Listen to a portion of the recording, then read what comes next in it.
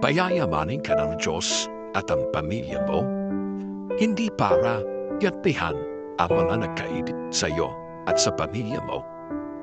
Payayamanin ka ng Diyos at ang pamilya mo para ma-enjoy mo ang blessings ng Diyos at hindi para gamitin sa paghihiganti. At payayamanin ka ng Diyos at pamilya mo para hindi para mapuno ng paghihiganti at galit sa ibang tao.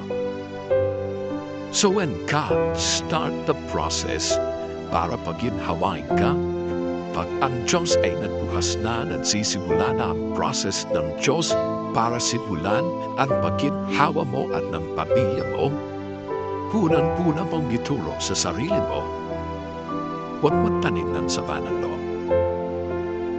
At sino mo naniniwala?